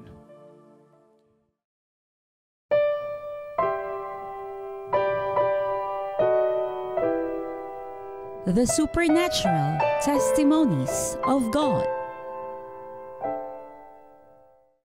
Ako po si Sister Delia. Kasama ko po ang aking asawa, si Brother Rogelio. Nakatira po kami sa Antipolo City. Nung wala pa kami sa Jesus is Our Shield, magulo po ang aming buhay. Hindi kami nagkakaunawaan mag-asawa. Madalas po kami nagtatalo kasi siya, devoted Catholic. Ako po ay umaattend na sa ibang fellowship. Tapos ang mga anak namin nalilito kung alin yung susundan nila, kung alin yung sasamahan nila. Nagkaroon po ako ng sakit 2017. Maluba pong sakit. Nanghihina yung buong katawan. Sumasakit yung buong katawan, nahihilo, at hirap po ako maglakad. Ang finding po ng doktor, mayroon po daw akong bato sa kidney. Tapos doon naman sa isang doktor, ang sabi, mataas ang sugar ko. Tapos yung isang doktor naman, sa mga ugat ko, hindi na daw nagpa-function, kaya nanghihina daw yung aking katawan. Lalong-lalo na daw sa lower extremities ko. Tapos yung isang doktor naman, mahina daw yung function ng pagtibok ng puso ko. Sa dami kong iniinom ng gamot, hindi pa rin ako gumagaling. Labas-pasok po ako sa hospital. May weekly, may monthly. Parang wala nang katapusan akong pabalik-balik sa hospital. Suking-suki ko po yung St. Luke's na hospital. Ayun, gumastos na po ako ng milyon sa mga gamot ko, sa mga doctors, sa laboratories. Tsaka yung therapy ko po, yung nag-hire po kami ng magte-therapy sa akin. Naisipan ko po na bumili ng medical insurance, 300,000 plus yearly. Pag palaging ginagamit, ay hindi na po nakocover ng insurance. So lumalabas po talaga kami ng malalaking pera. Bumili po ako ng iba't ibang klase ng therapy, na mga nasa kalahating milyon po yung pagkabili namin, kompleto po siya. So araw-araw, gabi-gabi ko po ginagamit. Ang akala ko ako'y gagaling na, hindi pa rin. May business po kaming optical clinic. Pero yung kinikita po namin doon, halos napupunta lang po doon sa pagpa-hospital ko. Minsan pa nga nadala pa ako ng husband ko sa albularyo. Tapos ganun pa rin. Nagkaroon po ako ng anxiety, hirap huminga, hindi na ako makatulog, naninervyos na talaga ako na sabi ko baka isang araw mabawian na ako ng buhay dahil hirap na talaga ako sa aking karamdaman. Para akong nauupos. Puro kirot na lang ang naramdaman ko. Dulo na lang yata ng buhok ang hindi ba sakit sa akin. Sa loob ng 3 taon, naawa rin ako sa kanya na nahirapan siya sa karamdaman niya. Gabi-gabi ko siyang inihilot. Mahirap mag-alaga dahil nga napupuyat ako. Wala akong peace of mind, na-stress ako. Akala ko wala na akong pag-asa na gumaling. Nagtampo na ako sa Lord kasi matagal na akong nagdadasal sa Kanya. Tapos parang wala namang kagalingan. Dumating pa yung pandemic, kaya naisip ko na paano na lang yung mga anak ko, paano makapag-aral, paano yung mga pangangailangan namin, at saka paano naman yung mga tauhan ko. So hindi ako nakakatulog sa gabi. Nagkaroon nga rin ako dati ng insomnia, kaya nangangayayat ako. Ako po'y may sakit na hika, hindi nawawala yung ubo ko. Dami rin akong iniinom ng mga gamot at wala rin nangyayari. Nagpumutok po ang pandemic 2020. Paglipat-lipat ko ng channel sa Smart TV, napanood ko po sa YouTube ang Oras ng Himala. Ramdam na ramdam ko po ang presensya ng Lord. Karoon ako ng lakas at saka parang ang sarap sa pakiramdam. Namangha ako sa nagsasalita si Apostle Renato Di Carillo. Natatamaan ako doon sa mga sinasabi niya na noon parang ako nakakarinig ng mga ganong turot aral na makabuluhan po talaga. Pumapasok po sa sa aking mga puso't kaisipan. Nabuhayan ako ng loob. May pag-asa pa pala yung sakit ko, may pag-asa pa akong gumaling. Nagsabi ako sa sarili ko na, ito na siguro ang katapusan, makalaya na ako sa karamdaman kong ito. Sumunod ako sa prayer ni tatay, ramdam na ramdam ko po lang presensya ni Lord at talagang tumutulo ang aking luha po. Na ako po'y talagang na-born again. Yung panalangin niya, parang umaangat ako tapos parang may humawak sa buong body ko na may ginawa ko naramdaman na tapos nakikita ko yung harapan ko kasi nakapikit ako noon eh. Parang hindi na si Tatay Di Carillo yung nagsasalita. Bumuhos na yung luha ko, may lumabas na ugong doon sa tenga ko. Unti-unti akong lumakas, umiglat, guminhawa na po. Pinagaling na ako ni Lord. Pagmula noon, tuloy-tuloy na akong nakikinig araw-araw. Nakatunghay kami sa television. Mula noon, tuloy-tuloy na akong gumaling. Hindi na ako nagkasakit. Nawala po ang aking mga sakit karamdaman. Guminhawa po ang aking paghinga. Mula noon, hindi na po ako hinihika at hindi na ako inuubo. Nawala po yung isemya ko po sa aking pagtulog. Normal na yung buhay ko, na bumalik na ako sa trabaho ko. Natuwa talaga ako kaya nagpadala ako ng love offering sa Jesus is Our Shield. Yung nakita kong gumaling ang asawa ko, ako po'y naggalak dahil parang nabunutan na kami ng tinik. Wala nang stress, wala nang pag-alala. At kami po, nakadalo sa main church ng Jesus is Our Shield na nagtuloy-tuloy po kami na mag-attend. Kasama na rin ang aming mga anak. Sa Jesus is Our Shield, Bagong Nayon, Antipolo City Chapter. Nabago po ang aming buhay at napayapa na kami. Hindi na kami nag-aaway dahil sa mga turot aral ni tatay at ni nanay. Natuto po kami magbigay ng first fruits, tithe and offering, at iba sang pang-sacrificial sa pananawagan ng lingkod. Sinubukan ko lang na sumunod nung una, tuloy-tuloy naman ang balik sa amin. Nagtataka po ako sa aming negosyo kasi tuloy-tuloy po ang customer sa amin. Ibang pagpapala ayun ang mga himala ang dumating sa buhay namin eh. Yung isang negosyo ko ng optical clinic, dito sa CMA, kahit pandemic, nagkaroon pa po ito ng branch dito sa 102. Tapos hindi lang po doon sa dalawang branch, dalawang commercial, dalawang residential po yung nabili namin ng kondo noong pandemic. Pinapaupahan po namin yung residential. Nung mag-first fruit ako, January 2021, yung aming first fruit po maliit lang pero millions po ang bumalik sa amin. Buong taon, tuloy-tuloy ang blessing niya sa amin. Sinunod ko po yung aming ambition na magkaroon ng bahay doon sa Batangas. Bumili po kami ng lote doon. Tapos akala namin, gawain lang namin na bahay pasyalan lang. Sinimulan po namin ng February. Tuloy-tuloy po ko yun. Sa kunti po namin halagang hawak, pero hindi po namin alam na pinagkalooban naman po kami ng mga budget dito sa aming business. Umabot po kami ng 12M. Yung bahay naging resort na nga po, tapos napakaganda pa po. Ginawa na po namin yun ng 8 months. Bali, 8 rooms po yun lahat-lahat. Yung nasa baba po, 4 na rooms, sa taas 4 rooms, pero mga executive po yung sa taas. Standard po nung nasa baba. At noong November 2021, in-invite ko si tatay at saka si nanay na sila ang magdedicate. Ang sinabi po ng lingkod ni Apostle Renato Di Carillo, dadalawin ng maraming sunod-sunod na customer. Iyan pa ang nangyari. Pagkalabas po ng isang customer, may susunod na naman po. Hindi po ito nauubusan ng customer, tuloy-tuloy po. Kaya ngayong 2022 po, January, nagbigay po ako agad ng first fruit. Every 24 hours po, iba pong customer ang pumapasok po sa aming resort. Ako po'y technician, gumagawa po ng salamin. Katuwang na aking asawa sa pagmamanage ng optical shop. Ako po'y namamangha dahil sa tuloy-tuloy po ang customer, marami pong pumapasok araw-araw. Sa kahabagan po ng Lord, dito din po sa aming subdivision, sa kabila po, nabili namin lote po, ay 300 square meter doon. Sabi ko, ipamana ko sa aking panganay. At yung nandito naman po sa kabila, malapit sa bahay namin, 130 square meter. Ito po ay bibigay ko rin doon sa pangalawang anak ko. Yung bahay namin, ito ay napa-renovate pa namin, pinapaganda pa namin ng gusto. Binigyan pa kami ng 2 sasakyan, yung Fortuner po at Mobilyo. Pinapagamit din po namin sa gawain ni Lord. Pinangakot namin ang kaluluwa patunga sa main church at sa gawain dito sa amin. Kami po biniyayaan ng 4 na anak. Panganay po namin nasa Canada po, isang doktor, at yung asawa niya rin po ay doktor. Nagpapadala din naman po sila sa amin. Matindi po ang pagpapala din po sa aking mga anak na yon. Una nilang nabili doon, napakalaki din pong bahay. At meron din po silang sasakyan din po doon. Yung pangalawa ko pong anak ay isang engineer, kakagraduate lang po. Siya po ang gumawa ng resort namin. Ang pangatlo po namin ay nag-aaral din po siya ng pagka-doktor. At yung bunso po namin ay grade 10 pa lang po. Hindi rin sila nagkakasakit. Sila po ay pinagpala ng Lord.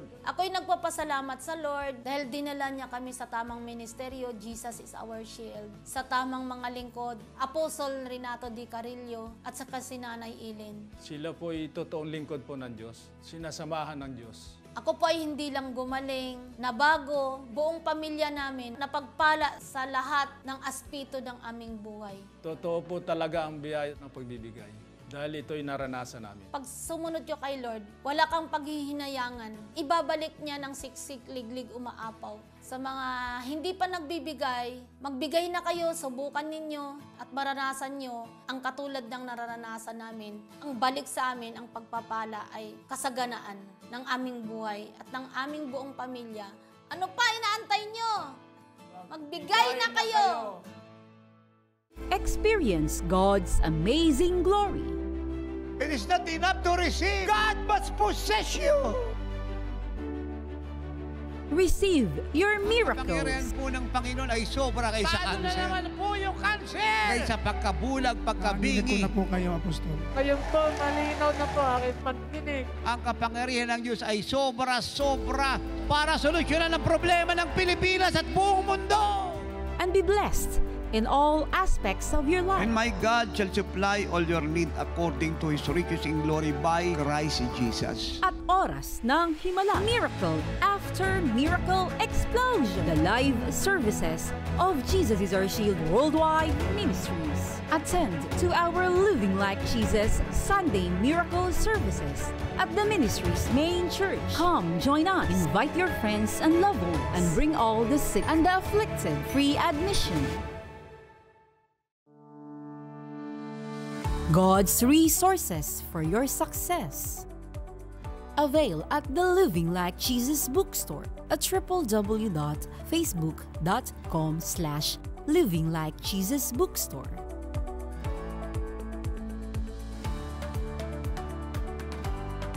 Avail the calendars for the year 2023.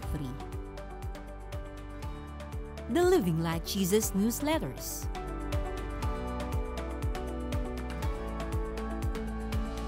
Living Like Jesus Music Songbook, Volume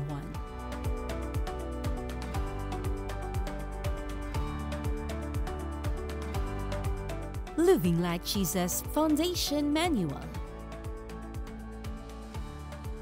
And the Anointed Prayer Cloths. You can also avail the latest books entitled Manna from Heaven, Volume 1 and 2.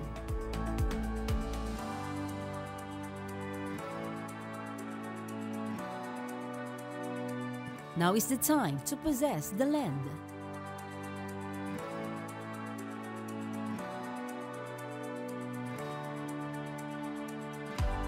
God is watching His word to perform it.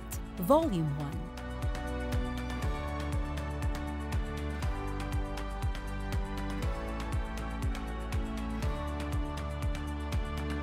The Revelation, Volume 1 to 6.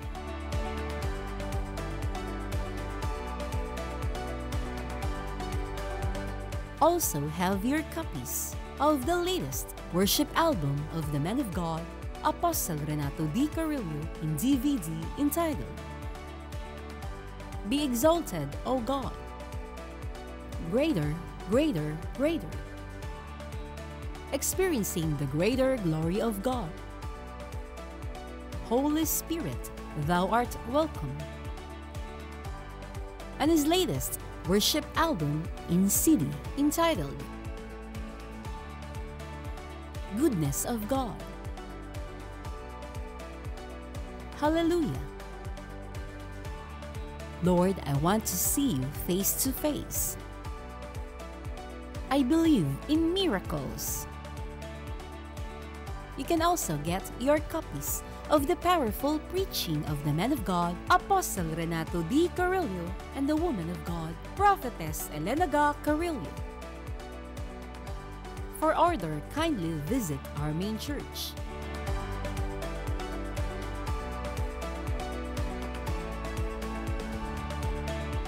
Or you can order online.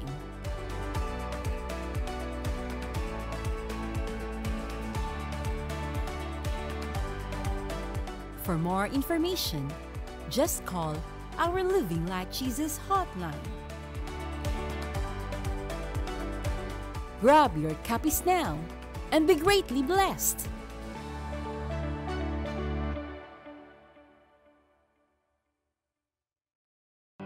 Be one of the partners with the mandate of the man of God, Apostle Renato D. Carrillo of Jesus is Our Shield Worldwide Ministries in proclaiming the Living Like Jesus gospel through every means available.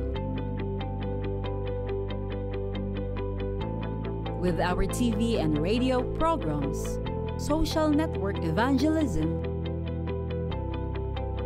print resources, and other ways, we have reached the whole world with the good news. Our Living Like Jesus prayer and counseling hotline are here for all 24/7. We continue to share God's love and greatness through our live services and the Living Like Jesus apostolic mission travel of the men of God here and abroad, bringing salvation, healing, deliverance, blessings, and apostolic revival to the church worldwide. We also offer hope to the victims of calamity, tragedy, and pandemic, and those who are in need through mission of love, love in action. Join us in taking the life-saving, miracle-working power of Jesus Christ to the ends of the earth and the Living Like Jesus gospel to the church. Call or send message now. Your love offerings truly make an eternal impact. Be a partner with the mandate now and be greatly blessed.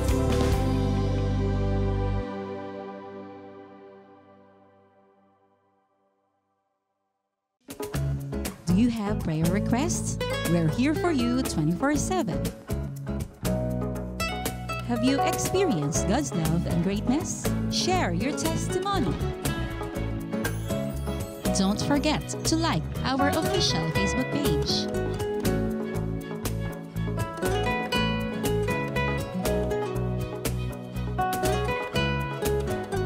Follow our Instagram and Twitter accounts.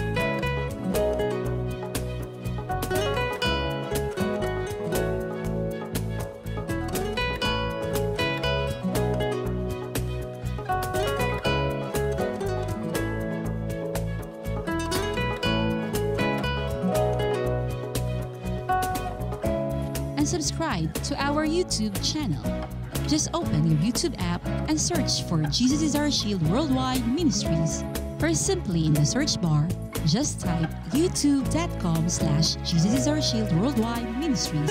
Click the subscribe button now and be updated with the latest Living Like Jesus preachings of the man of God, Apostle Renato D. Carrillo, and also the ministry's events.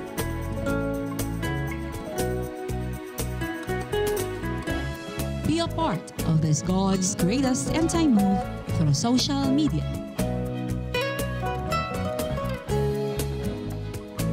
Thank you for joining us tonight. You can also attend to our Living Like Jesus services.